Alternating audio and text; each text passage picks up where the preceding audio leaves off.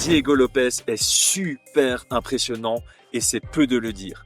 Eh ben, Joanderson Brito a signé à l'UFC en battant Diego Lopez au Contender Series. Il est maintenant à 5 victoires en 6 combats à l'UFC. William Gomis, de son côté, est invaincu en 3 combats à l'UFC. Le message de l'organisation est clair. Vous êtes 2 gros prospects de la division. On vous match et le vainqueur, bienvenue aux portes du top 15. Ce combat aux approches totalement opposées est le sujet de cet épisode du Game Plan avec Brian Boulan. Yo, this is Dustin Poirier. Bienvenue à Fight Minds. Bienvenue sur Fight Minds.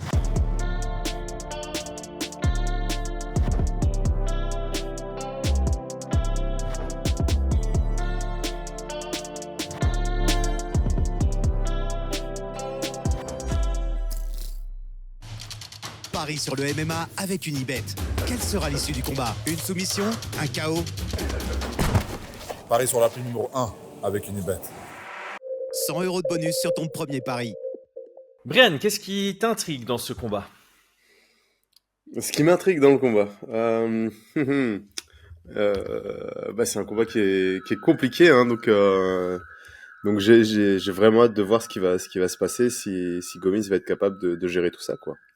Ouais, moi je pense que tout le monde sera aligné avec toi et aussi je pense que d'un côté les gens sont intrigués pour pouvoir évaluer la place de Gomis à l'UFC d'un côté. Est-ce que son style peut performer contre le haut niveau de la division?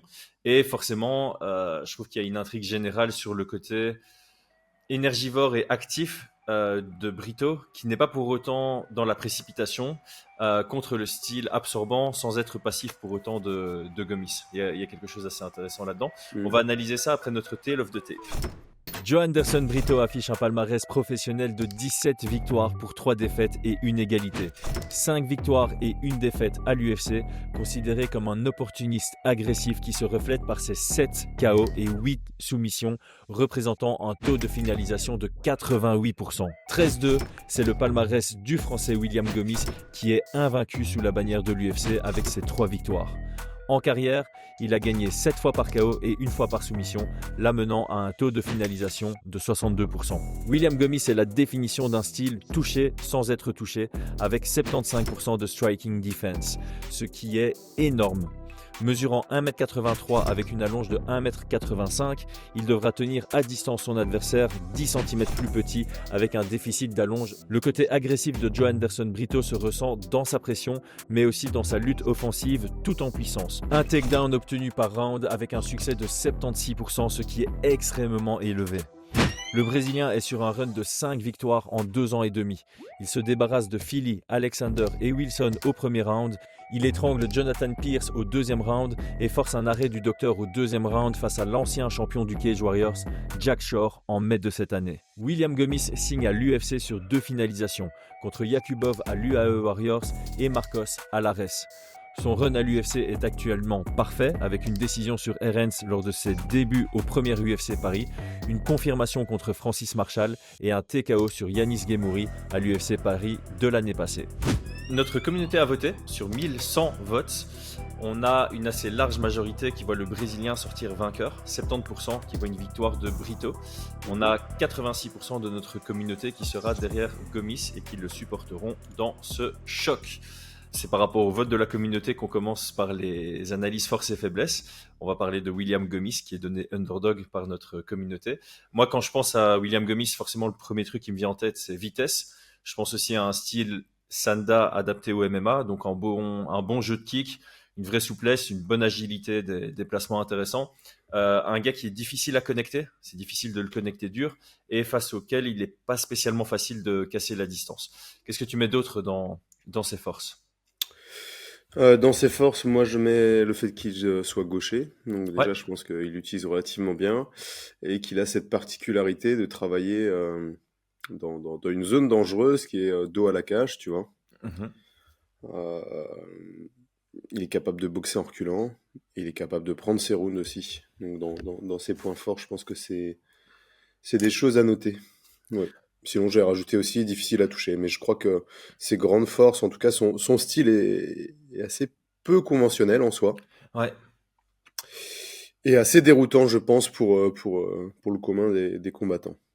Ouais, je pense que c'est difficile de se préparer à Gomis parce que c'est pas spécialement facile de trouver quelqu'un qui est capable de combattre comme lui avec cette qualité. Je pense que des gens qui sont capables de combattre à reculons, tu peux en trouver Il y en quasi a. dans toutes les salles, Mm. mais avec une si bonne gestion de la distance, savoir quelles armes utiliser, cette souplesse, ces déplacements qui sont très agiles. Je trouve que sa façon de se mouvoir de Mm. l'extérieur est plutôt rapide. Donc il faut, pour pouvoir le cadrer, il faut être capable vraiment de faire des déplacements assez rapides et avoir une bonne compréhension de la gestion de l'espace. Mm, mm. En termes d'axes d'amélioration, est-ce que ça se passe principalement dans tout ce qui touche à la lutte? Moi, j'avais noté, euh, il pourrait s'améliorer sur la proactivité dans les sorties de phase de clinch à la cage et dans les phases de grappling. Ça peut lui arriver de vraiment rester très longtemps dos à la cage, contrôlé par son adversaire. Et il y a pas, j'ai l'impression qu'il met un premier focus sur défendre les améliorations de position de son adversaire plutôt que sortir de cette phase. Ouais. Bah, c'est une stratégie hein, pour l'instant qui paye, hein, mais Mm. qui est moins risquée, tu vois, de, de, de refuser le moindre risque d'être soumis, entre guillemets, tu vois. Ouais, Mais c'est vrai que ça fait beaucoup de temps qu'il est passé dans des positions en dessous. Mais bon, pour l'instant, je trouve que ça paye dans le sens où il a gagné ses combats, même si des fois c'était un peu sur un fil. Mais je ouais, te rejoins, ça semble être un peu une faiblesse comme ça. Ça ouais. semble être une faiblesse. On se dit, il y a un chemin de victoire possible en le luttant, en le mettant au sol, en le soumettant, en étant un peu plus précis, parce que effectivement, il a survécu à des soumissions qui étaient bien engagées. Mhm. Mais pour moi, il y a peut-être le mental, mais il y a juste surtout un léger défaut technique des adversaires qui étaient mal placés. Parce que sur des étranglements sanguins, tu peux avoir le meilleur mental. Une fois qu'il n'y a plus de sang, tu t'endors, tu vois. Exactement. Et donc, c'était plutôt les placements. Après, peut-être qu'il a bougé de telle manière à ne pas se faire endormir, tu vois. Ouais. Mais pour moi, ça reste quand même des situations qui étaient extrêmement dangereuses. Je pense qu'on peut, ouais, on peut affirmer qu'un Brito qui se retrouve dans une situation comme Jarno Herenz à l'UFC Paris ou comme Francis Marshall, il y a une très haute probabilité que le combat se finisse là, à l'avantage Oui. de Brito. Mm. Euh, et j'aime bien ce que tu dis pour l'instant, tu vois, t'as dit deux fois pour l'instant, ça se retourne pas contre lui. Bah, parce que Et je pense qu'effectivement, une fois que tu rentres dans le top, et là clairement on sera, enfin le vainqueur se rapproche vraiment du top 15, bah, c'est le genre de petit défaut qui passera plus. bah ouais, bon, on l'a eu ce week-end hein, avec un Sean O'Malley contre Merab Dvalishvili. Mhm. Tu peux te relever, tu peux jusqu'à un certain niveau, tu vois, le mettre de côté la lutte, mais quand tu as un mec, c'est son job de te mettre au sol, de te frapper et tout. Enfin, Ouais, son job dans le sens, c'est vraiment sa sa force. spécialité. Voilà. Dans le top, je pense que ça devient compliqué. Et donc la ligne entre être capable de se relever, prendre son round avec certaines zones, elle est relativement fine hein, à Ouais, ce niveau-là. ouais, Mais ouais, et tu vois, t'as dit dans ses forces, et je pense que c'est une force qui peut aussi très vite se transformer en faiblesse, la ah capacité oui, à prendre les rounds. Il est bon pour prendre les rounds, mais sur les trois combats qu'il fait à l'UFC, une décision majoritaire, une décision partagée. ouais, Il n'y a pas ouais. encore eu la décision unanime. Donc, ouais, il y a cette capacité qui est présente, mais est-ce qu'elle sera toujours présente face à quelqu'un comme Brito? Ouais, ça va être le point à aborder, surtout Exactement. vis-à-vis de Brito Ouais. et vis-à-vis de quelque chose qui joue beaucoup dans la balance. Mhm. C'est pas juste de toucher, parce que toucher à puissance égale, bon bah c'est souvent celui qui va toucher le plus de fois qui peut l'emporter. Mais toucher à puissance Brito, je pense que ça peut passer de l'autre côté de la balance, tu vois. Ouais, clairement. Là, il y aura cette question de volume contre intensité, je pense, Exactement. sincèrement. Mm. Et par contre, une des complexités ici, c'est que statistiquement, bon, alors l'échantillon du côté de Gomis, c'est pas énormissime puisqu'il y a que 3 combats à Mhm. l'UFC. Du côté de Brito, on a 6 combats à l'UFC plus le Dana White Ouais. Contender Series, donc ça fait un échantillon de 7 en termes de statistiques. Brito a un volume plus élevé que Gomis, statistiquement. Mm. Donc là, il faudra que Gomis, dans ce combat, comble vraiment, vraiment ça. Ouais, il y a un dernier So- point. Vas-y, Soit vas-y. qu'il le comble, parce qu'il y a ça aussi, hein. Des fois on regarde le volume de frappe et on se dit, ah bah ouais, il faut que je fasse plus. Mais Gomis peut être capable aussi de réduire le volume de frappe de Brito, De l'autre, notamment de par ses déplacements, de par son allonge, de par la danger, enfin, le risque qu'il fait encourir à rentrer dans sa zone, tu vois. ouais. On pourra en reparler de ça. Non, mais c'est une très bonne vision parce qu'effectivement, soit tu augmentes ton propre volume, soit Mm. tu te garantis que le volume habituel de ton adversaire diminue et qu'au final, ben, tu sois au-dessus de lui à ce niveau-là. Moi, il y a un dernier point chez Gomis, et je pense que ça vient avec l'expérience à haut niveau, c'est vraiment rester sur le chemin, son chemin de la victoire. Dans le deuxième round contre Marshall, il envoie un superbe coup de genou anticipatif, franchement sublime, et puis il va dans le dos de Marshall, il pousse à la cage et il reste dans cette structure grappling. Et Mhm. Marshall a aucune difficulté à rentrer son coude, refaire face, retourner Gomis contre la cage et prendre du temps de contrôle derrière. Et je me souvenais plus de cette séquence. Et quand j'ai regardé hier, je me suis dit, mais pourquoi est-ce qu'il reste dans cette structure de lutte grappling alors que clairement son chemin vers la victoire, il l'avait déjà montré pendant un round et demi, c'était à distance de pied-point et en mode anti-lutte. Et là, certes, il prend une position où il a le dos, c'est très intéressant, mais ça s'est avéré être une erreur puisque ça a donné l'opportunité à Marshall de gagner les minutes qui ont suivi ou la minute qui a suivi en retournant et en restant dans sa propre force. Donc ça, c'est un petit point selon moi, et qui vient avec de l'expérience, à mon avis, c'est vraiment, j'ai ma stratégie et peu importe ce qui se passe dans le combat, je vais rester axé sur mon chemin le plus safe vers la victoire. Ouais, bah oui, oui. Je pense que à ce niveau-là, quand tu as suffisamment d'informations sur ton adversaire, tu testes, tu vas pas tester, tu vois. On Ouais. peut se dire sur un gars qu'on connaît pas, je vais voir un petit peu comment il se débrouille en lutte ou Mhm. grappling pour voir si je peux concurrencer, mais là non, effectivement, c'était une erreur. Ouais, Ouais. Je crois qu'on a fait un bon tour sur Gomis. ouais, je pense, hein. Sur les points faibles, on a dit quoi?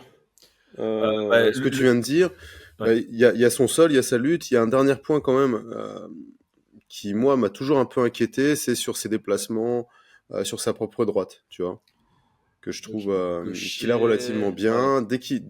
Tu vois, il est gaucher, et quand il se déplace sur la gauche, je trouve que c'est pas des plus fluides, hein. Et je trouve que ça, j'espère que ce sera un truc qui aura été bossé parce que pour moi, c'est exploitable, tu vois. Mhm. C'est des choses qui sont exploitables, enfin pour moi. Pour moi, si j'étais le coach de Brito, tu vois. Oui, oui. Vous savez quoi. Je pense que c'est des choses qui sont exploitables. Ouais. Voilà. Ouais, contre Marshall, je trouvais que c'était plutôt pas mal. Et justement, il utilisait ça plus comme feinte. Il partait deux pas sur la droite et puis il reprenait de l'espace sur la gauche. Je trouvais ça plutôt pas Mm. mal. Mais c'est vrai que c'est moins fluide quand il doit sortir de Ouais. son côté fermé. Ouais, je suis d'accord. Mais pour moi, Marshall était dans il cadrait mal, j'ai l'impression. J'ai un souvenir de voir donc Marshall toujours légèrement. Il n'était pas perpendiculaire à la cage, tu vois, hein. Il était Mhm. toujours avec un angle qui permettait Il à, suivait plus que à- cadrait. Il voilà, shiftait pas à beaucoup. Gomis de Ouais. pouvoir sortir toujours sur sa gauche. Ouais. Ouais. Mais tu vois, normalement, t'as la cage qui est face à toi et tu dois bien te mettre à angle droit avec la cage, quoi, Mhm. ici. Et lui, il était toujours légèrement sur le côté et donc bah, il suivait tout le temps. Ouais. C'est le souvenir que j'en ai. Donc il n'y avait pas Ouais, pour moi, il y avait un vrai problème plutôt de côté de Marshall. Mais je pense que Gomis cadre mieux. Même s'il a tendance à suivre, il va, avant d'engager une attaque, il se met bien en face de la cage. Et Je, pe- donc, bah là, tu as je pense que Brito cadre mieux que Gomis. Brito, Ouais, excusez-moi, ouais. excusez-moi. Euh, je- il est bien en face et donc il y a les possibilités pour Gomis de partir soit à gauche, soit à droite. Ce qui Mhm. n'était pas le cas avec Marshall, tu Ouais. vois. Et justement, du côté de Brito, moi je pense, parce que j'ai beaucoup entendu des gens le considérer comme agressif, et je pense qu'il faut pas confondre agressivité et volume chez lui. Certes, il est agressif, mais il est là pour avancer. Il le fait de manière assez méthodique. Il avance, il cadre, et puis il déclenche. C'est un processus qui peut être long, donc ça peut mettre du temps à Brito d'envoyer ses frappes. Mais une fois qu'il a trouvé sa distance et son angle, c'est là qu'il va attaquer avec des très mauvaises intentions. Je pense Mm. que dans quasi toutes ses frappes, il frappe dur. Et si dans l'échange, il y a un accès aux hanches, bah, il va plonger et arracher du sol. Euh, voilà, il y a un aspect physique à son jeu, mais j'ai pas envie. Enfin, voilà, dans ma description de Brito, j'ai pas envie de le définir comme un gars agressif et physique parce que automatiquement les gens pensent aussi agressif, brouillon, physique, peu technique. Et je trouve que chez lui, il est pas tant brouillon que ça. Il est Non. même plutôt fin techniquement. Et, euh, et il est technique, il n'est pas que physique. Certes, il utilise son physique dans pas mal de séquences, mais il y a de la technique évidemment qui est de qualité. Ouais, je pense que c'est intéressant là que tu mettes cette petite parenthèse sur le côté agressif. Effectivement, moi je l'ai pas défini comme quelqu'un d'agressif. Donc moi j'ai défini bon bah comme droitier déjà, je pense que c'est important sur le combat. Ouais. Et il a cette particularité par contre de mettre tout ce qu'il a dans chaque coup. Il est à 100% dans chaque coup. Ça veut pas dire que ouais, ouais c'est assez étrange quoi. C'est je frappe et tous les coups doivent faire mal. Mhm. Et C'est à c'est la un fois une peu qualité et un défaut, je trouve ça. ouais, moi je trouve que je trouve ça bien d'un côté parce que ça lui réussit hein, et on va pas se cacher. C'est un peu déroutant parce que ce n'est pas habituel à haut niveau. Mhm. On va plutôt conseiller, et puis même pendant le combat, hein, ses coachs lui disent de frapper avec moins d'intensité dans chaque coup, tu vois. Ouais. Mais ça lui réussit parce que ça fait flipper les adversaires. Mhm. Aux yeux des juges, bah, chaque coup, tu sens que le gars, il est là pour éteindre. Non, je trouve ça assez étonnant. Ouais. Je trouve ça assez étonnant, mais je trouve que je vais la classer vraiment dans une qualité. Et, et comme tu l'as dit, voilà, il est capable quand même il va mettre une pression, il prend son centre, il cherche à cadrer, il cherche les coups durs. Il a un calf kick qui est extrêmement violent. On l'a vu hein, sur son dernier combat, c'était quelque chose. T'as l'impression qu'il te tape dedans, mais Patte de peu importe ce baseball. qu'il y a en fait. Ouais, ouais, c'est ça. C'est ça. Il va y aller et c'est plutôt l'adversaire qui doit décider si. Où est-ce qu'il veut avoir mal? Où est-ce que je veux avoir mal? C'est ça la question qu'il doit se poser, quoi. Ouais, et puis sinon, s'il prend le risque d'essayer de faire un tibia contre tibia pour lui péter la jambe. Mais en fait, personne ose, tu vois. Ouais, C'est vraiment étonnant. Parce que normalement, Alors, il est sur les calf kicks, hein. C'est ça qui est en plus vraiment, vraiment bon. Mais quand tu frappes aussi fort, t'as pas intérêt de prendre le haut du tibia adverse, parce que là, c'est ta jambe qui pète, hein. c'est clair. Et lui, il en a rien à faire. Ça y va. Bref, pour moi, ça c'est une grosse force qu'il est en train de développer au fur et à mesure. Il Ouais, ça a l'utilisait augmenté. déjà. Quand tu regardes ces Ouais. combats l'un à la suite des autres, ça Euh, augmente de combat en combat. ah ouais. Ah ça, j'ai rajouté qu'il avait une bonne défense de lutte à l'ouvert. Il est difficile à mettre au sol. Mhm. Par contre, dans les points négatifs, je trouve que une fois sur son dos, c'est pas terrible. Ouais, Une contre fois qu'il est mis sur son Pierce. dos, hein? Contre Pierce. Ça, c'est l'exemple. Non, tu montes un peu plus loin contre le combat qu'il a perdu contre Algeo, même si ça s'est passé Ouais. debout, il y a quand même pas mal de phases où Algeo était au-dessus et je pense qu'une partie de ses rounds a été prise grâce à ses contrôles au sol, tu vois. Hmm. Parce que debout, c'était pas non plus. Il a bien touché Bill Algeo à l'époque, Ouais. mais c'était serré, hein. En termes d'agressivité, on va dire. Ouais, ouais. Bill Mais- Algeo, c'est aussi ce genre de profil où il est très bon, mais il n'arrive pas à percer. J'aime bien ce ouais, combattant, ouais. moi, mais ouais. Ah, il lui manque. Je pense, hein, quand tu regardes son combat, techniquement c'est bien, mais des fois je pense que c'est un petit peu trop technique. Ouais, Il il se est pas perd assez un petit. entreprenant. Tu vois, il y a pas cette Ouais, structure et de combat. puis Il combat sur base de ses skills. ouais, voilà, à un moment donné, tu touches bien avec ton jab, là il veut faire un coup de coude retourné un peu. C'est joli, tu vois. Ouais. Mais t'es là pour éteindre, tu vois, t'es pas là pour faire Un kata. non, pour dérouler un petit peu tout ce que tu sais faire, tu vois. Ouais, ouais. C'est plus ça. C'est ce genre de combattant qui se perdent un petit peu dans l'esthétisme.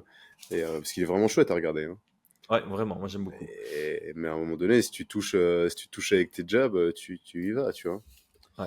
C'est plus ça, c'est plus ça. Mais en tout cas, sur ce combat, j'ai trouvé qu'à plusieurs reprises, même s'il est difficile à mettre au sol, Brito, une fois sur le dos, je le trouve pas très actif à se relever et Non. relativement facile à contrôler. Ouais. Alors, je pense pas que ça sera très utile dans le combat pour Gomis, mais sait-on jamais. Ouais, moi je l'avais noté aussi, mais je me suis dit c'est pas comment on dit en français relevant. Ça n'a pas sens de le mentionner ici, pas spécialement en Mais tout cas. À voir. on en parlera sur le game plan quand même Ok, de Gomis. ok, petit teasing du coup. Petit teasing. Et Euh, voilà. Et puis alors là, sur les points négatifs, la question de sa stratégie. Euh, j'ai l'impression quand même qu'il a beaucoup progressé hein, entre 2022 et aujourd'hui, entre ouais, cette défaite avec Bilal Geo et aujourd'hui. Quand il a commencé, il a quand même dans ses combats, il cherchait quand même beaucoup la lutte. ouais, Et j'ai l'impression qu'il l'a cherché un peu moins parce qu'il s'est rendu compte que c'était peut-être pas la meilleure solution de mettre au possiblement. sol. Et puis je pense qu'il a pris confiance aussi en ce qu'il est capable de faire debout. Bah, Probablement depuis son gros KO sur il y a de quoi. Agrefini. Ouais, c'est ça, c'est ça. Il y a de Et quoi. parce que en fait, tu le ressens aussi sur la simplicité de son jeu, parce que Ouais. jab, low kick, overhands, ça représente plus de 80% de ses frappes offensives. Mm, mm, mm. Trois frappes représentent, ouais, on a un genre de 80-20 chez lui et voilà, il a un très bon jab, je trouve, Ouais. qui vient chercher loin. Il a une belle allonge pour sa taille. Mm. Son low kick, tu en as parlé, et je te rejoins à 100% dessus. Peu importe ce qu'il y a sur le passage, il va violenter la cible. Et de temps en temps, il envoie ses overhands et il a plutôt un bon timing et une bonne précision dessus. En Mm. axe d'amélioration, moi j'avais aussi noté, c'est pas quelque chose de récurrent, mais sur les combats qui durent, qui vont dans le deuxième round, il y a toujours un petit moment où il va se précipiter, que ce soit debout ou au sol.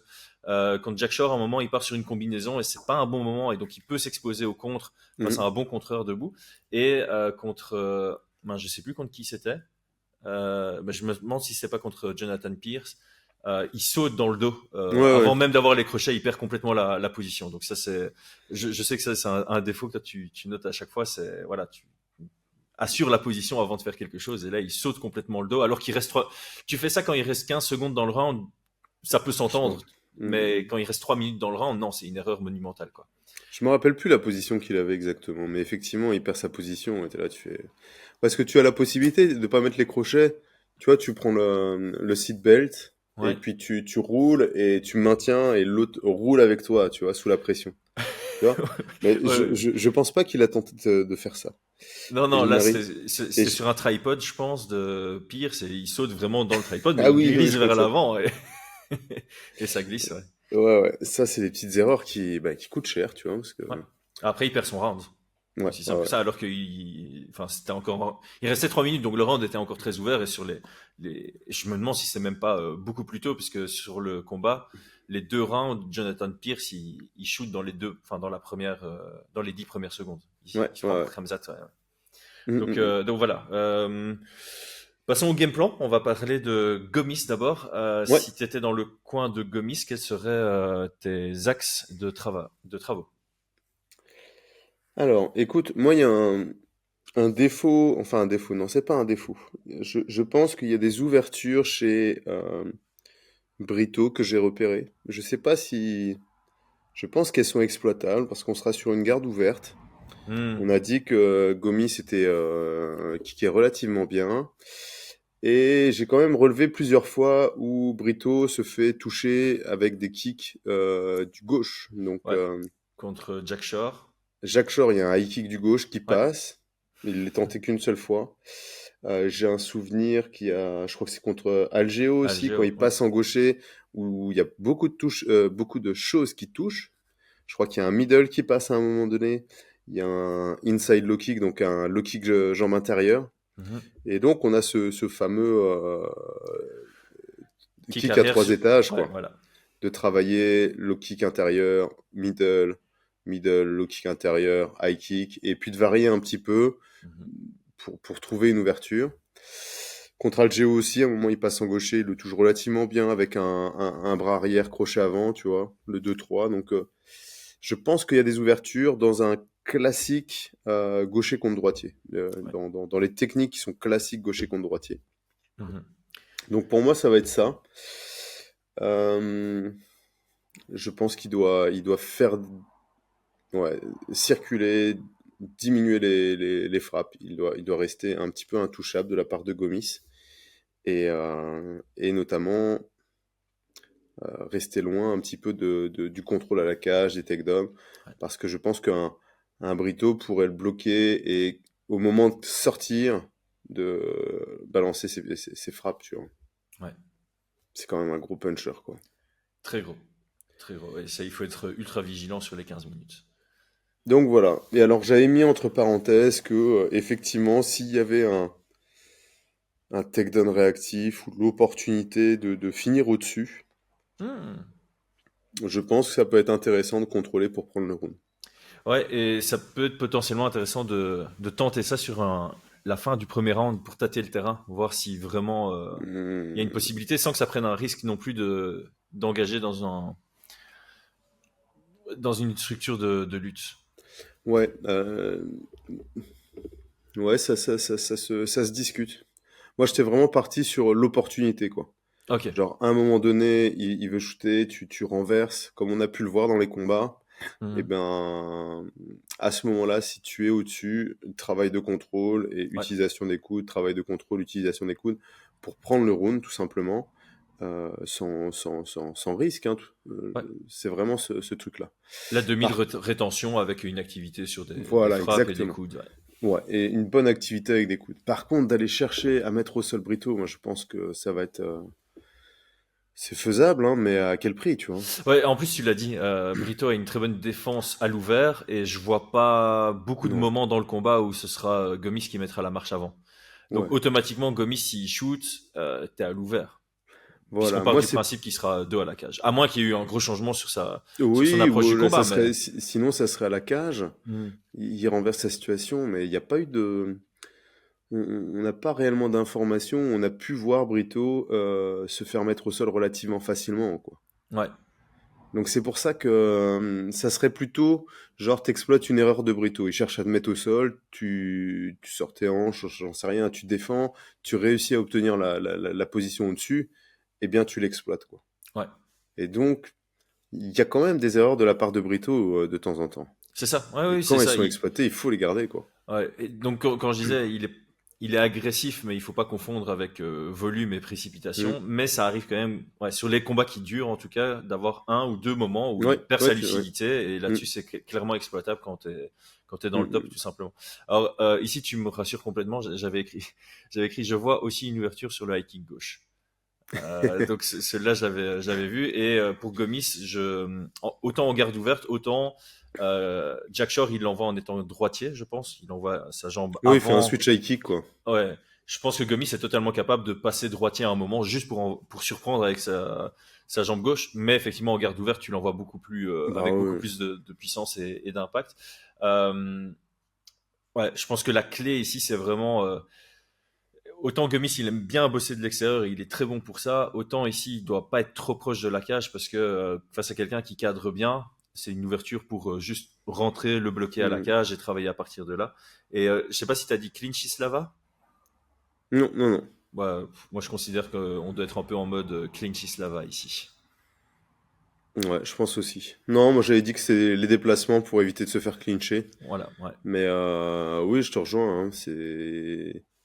Il faut prévenir le clinch le plus loin possible, donc dans les déplacements. Et effectivement, si ça arrive au clinch, je suis pas sûr que ce soit une bonne idée pour Gomis de vouloir défendre longuement, lutter ou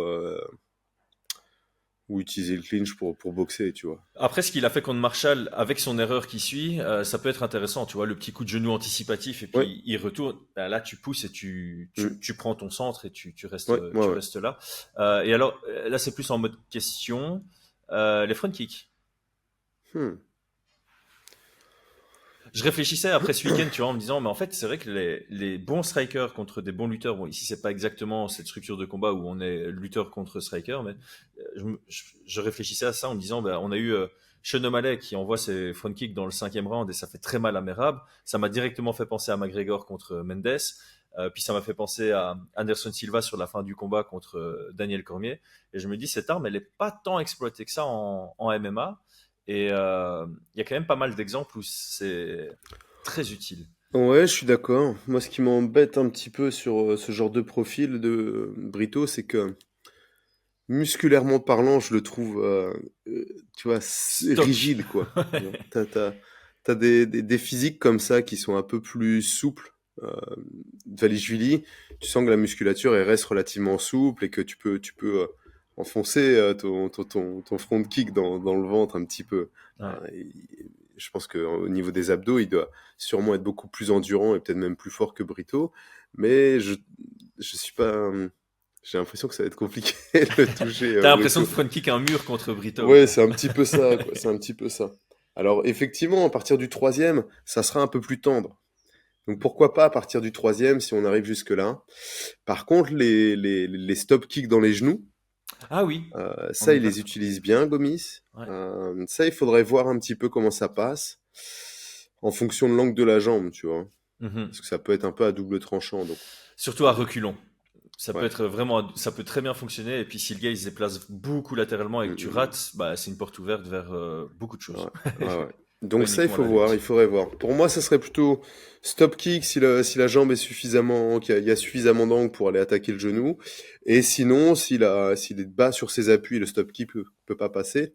Dans ce cas-là, ça serait plutôt les calf kicks avec la jambe droite, tu vois, en garde ouverte. Ouais, Et qui lui permettrait de sortir sur sa droite. Donc être ouais. en face avec le contrôle de main, le calf kick sur la jambe avant de Brito, puis déplacer sur sa droite. Mhm. Je pense que ça sera beaucoup plus safe. Mais après, voilà, dépendant un petit peu de la sensation dans la cage, et ça, ça sera à lui de voir, quoi. Donc Ouais. tu peux pas mettre ça, genre, envoie tes sidekicks dans le genou d'entrée de jeu.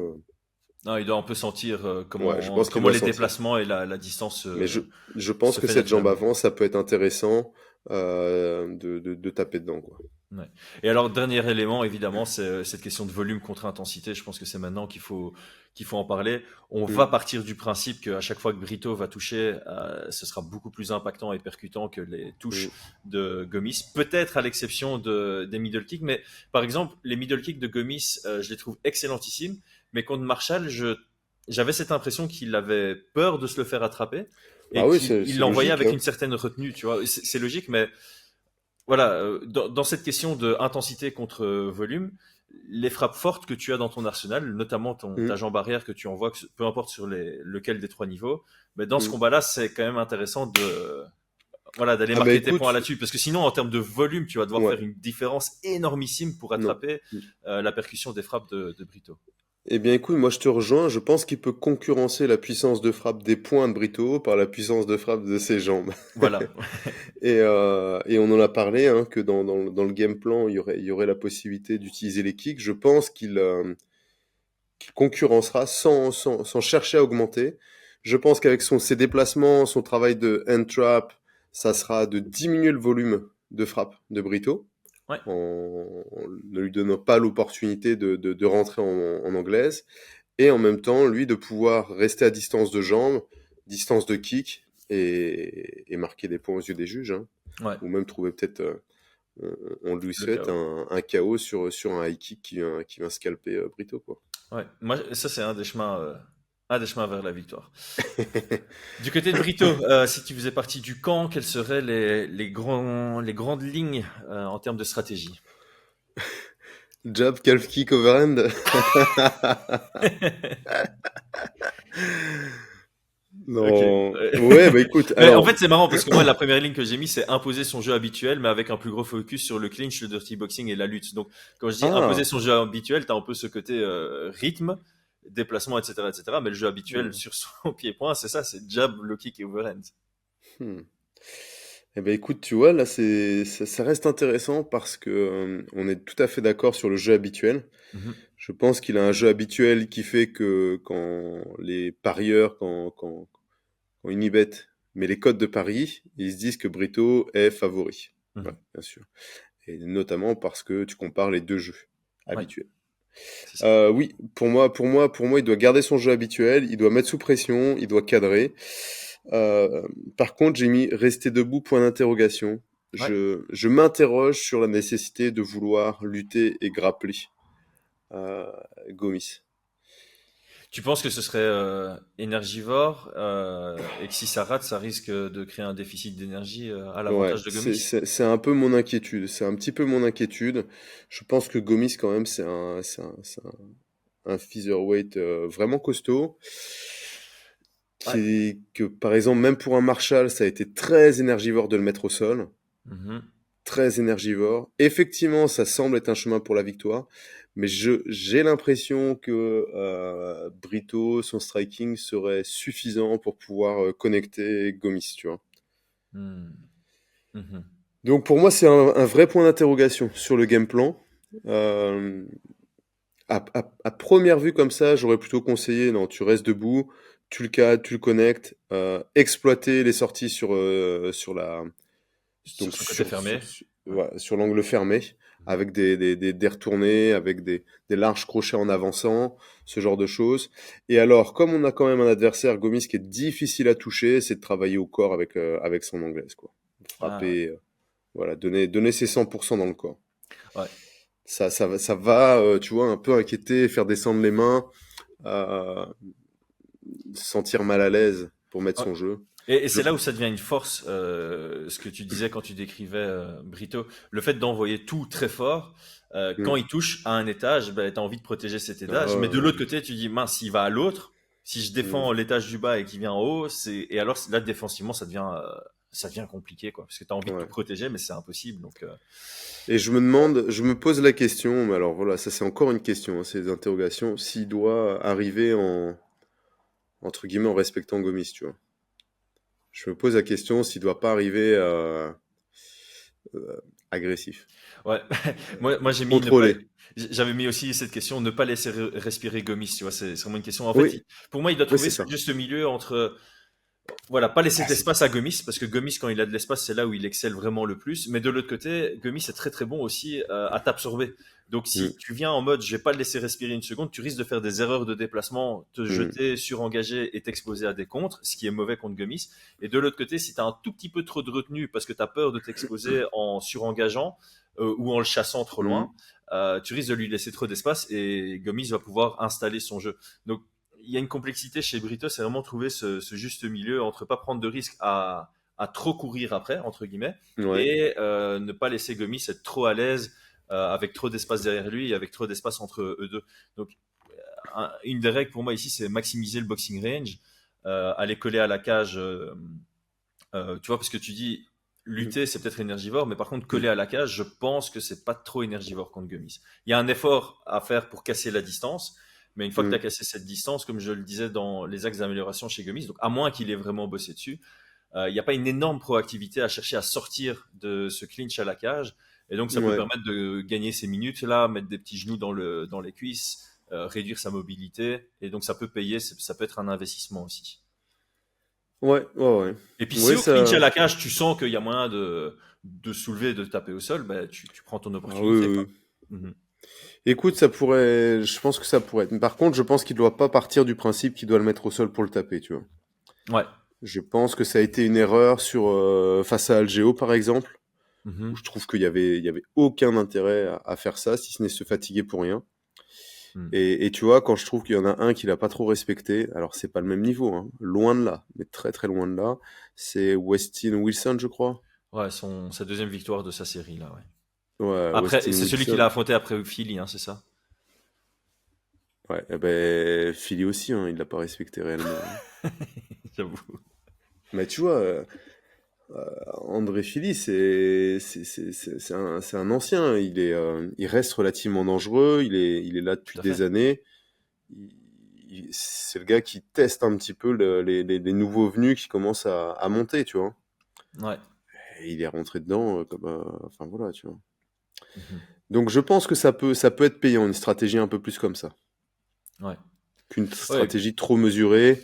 Et oui, où il pourrait se perdre, il pourrait fatiguer, il pourrait devoir courir après, entre guillemets, Gomis, parce qu'il y a eu ça, il y a ça aussi, hein. Gomis, on l'a déjà vu avec des adversaires qui lui couraient après et lui qui Mhm. leur tapait dessus, quoi. Donc, Ah oui, Arila, hein, on ouais. en a déjà souvent parlé de ce combat, c'est le référence avant son arrivée à l'UFC.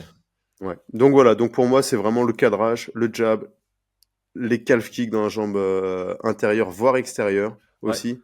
Je pense qu'ils sont suffisamment puissants. Et personnellement, je préférais qu'il reste debout. J'entends l'argument de clincher pour pouvoir lutter, mais j'ai l'impression qu'il n'en aurait pas tant besoin que ça, tu vois. mhm. Maintenant, ce qui peut se passer dans le combat, c'est il shoot sur un moment. Tu vois, j'ai l'impression que Brito, voilà, ça boxe, il rentre dans la poche et puis il voit les hanches, boum, il plonge dedans et puis il Ouais, arrache. Et si ça fonctionne, ben, ça lui crée un chemin vers la victoire pour le 2 et le 3, tu vois. ouais, je vois, ouais. Ça peut venir Mais de manière je pense que naturelle. Gomis, il va être lourd sur le Ouais. combat, hein. Et ça, ce sera une des questions qu'on fera pour l'exclu membre. Mm. On en vient bientôt. Euh, Selon notre sponsor unibet.fr, Gomis est à 2,97. Il est donc assez gros underdog contre Ah ouais. Brito qui a 1,34. C'est exactement les votes de notre communauté, 70-30. C'est ça qu'on donne Mhm. sur le combat à l'avantage de Brito. Est-ce que toi, tu trouves ça juste? Euh, hmm.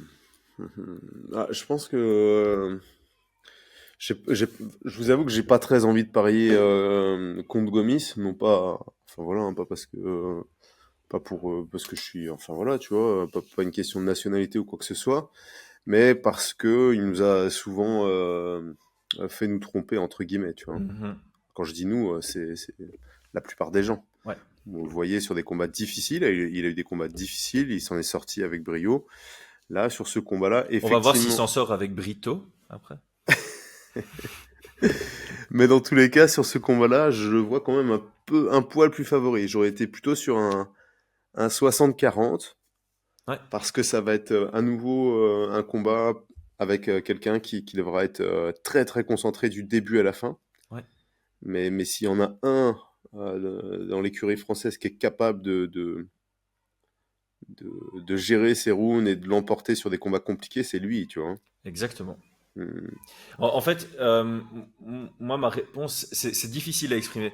Je trouve que la cote de Paris est juste par rapport à ce que Brito a déjà montré à l'UFC. Il a quand même pas mal de combats. Il a éliminé complètement Philly comme si c'était un débutant alors que c'est un bon vétéran quand même. Hmm. Il a montré aussi une capacité d'opportunisme face à un très bon combattant en Jonathan Pierce alors qu'il n'était pas très bien dans le combat. Enfin, il était en phase de perdre Hmm. les 2 premiers rounds et il va chercher ce ninja choke. Donc, il y a aussi cette capacité à finaliser à tout moment sur même pas une erreur réellement de Pierce.